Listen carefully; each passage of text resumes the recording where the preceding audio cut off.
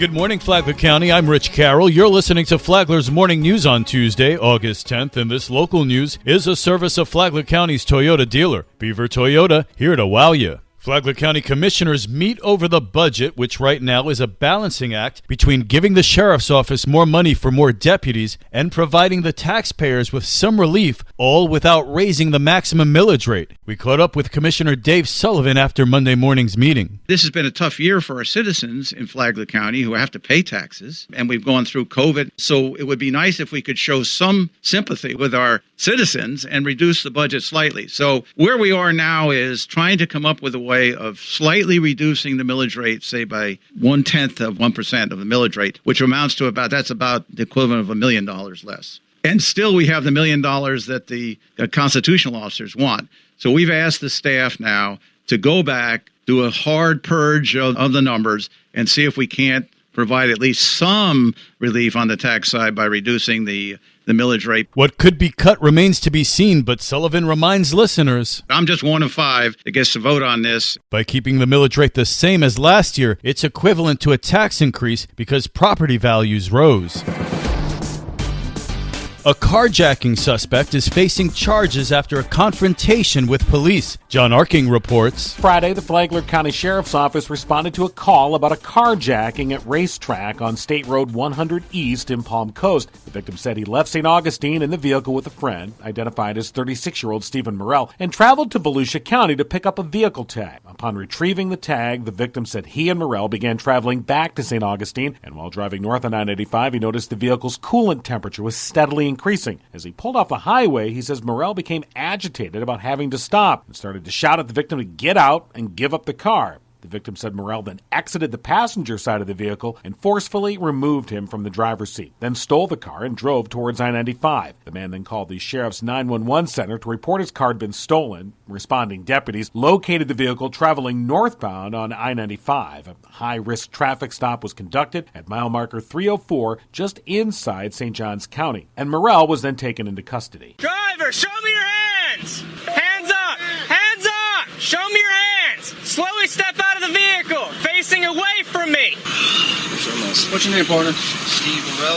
Steve, you have the right to remain silent. Anything you say may be used as evidence against you. You have the right to talk to an attorney or have one with you now or anytime during question. If you're not appointed an attorney, one will be appointed to represent you. That was audio from the arrest, courtesy of the Flagler County Sheriff's Office. Morrell was arrested and taken to the St. Johns County Jail. He was booked on robbery, carjacking without a firearm, and is being held on a $15,000 bond. From the WNZF Newsroom, I'm John Arking.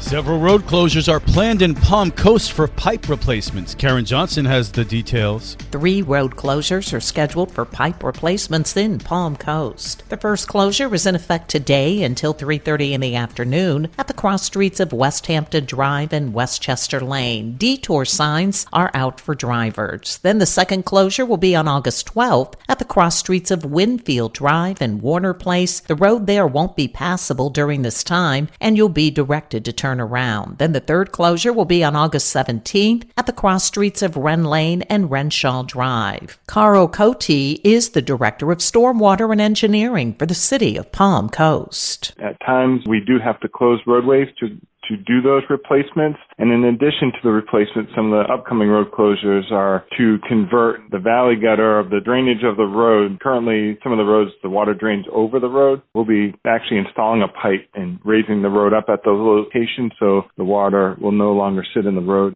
For Flagler's Morning News, I'm Karen Johnson. When it comes to Palm Coast's next city manager, one city councilman thinks that person should be someone from the outside. Amy Cherry has more. Councilman Ed Danko wants to see the search be solely external. I would like to see somebody from the outside who has a lot of experience, a lot of skills, especially someone who would be focused on bringing businesses to Palm Coast and high-paying jobs. Danko says he's open to council conducting the search or hiring a search firm. But I strongly feel it needs to be somebody from the outside to give us a fresh look, a fresh view, and new experiences to fill that position. I want somebody who's got a background in doing this and a successful track record of contacting businesses. Denise Bevan is currently serving as interim city manager. She took over for Matt Morton, who resigned in May. From the WNZF Newsroom, I'm Amy Cherry. So if the Delta variant can affect everybody, why get a COVID vaccine? Dr. Rice with Flagler Health Plus in St. Augustine says that while a vaccinated person could get a breakout case of COVID, it would not be as bad for them as it would be for somebody who's not vaccinated. The vaccines have helped dramatically. What you see in vaccinated individuals, if they do even need to be hospitalized, is that they're far less ill. The acuity of their illness is far less. They're not the patients that are ending up on ventilators, and they're not the mortalities that we're seeing. Dr. Rice said that the COVID vaccine and the flu vaccine are different. You're going to find out that COVID vaccines are far better tolerated than flu vaccines, and I think that when the FDA comes out with their final recommendations, you'll see that. And the other big difference is that COVID vaccines are far, far more effective than flu vaccines. Dr. Rice said everybody should get vaccinated. Live, Shop, Play is on WNZF on Saturday mornings at 9:30. The podcast is on the Flagler radio app. Tomorrow, how is Flagler County keeping you safe from getting COVID? From the WNZF newsroom, I'm Deb Albertson. And now you're up to date on Flagler's Morning News. I'm Rich Carroll.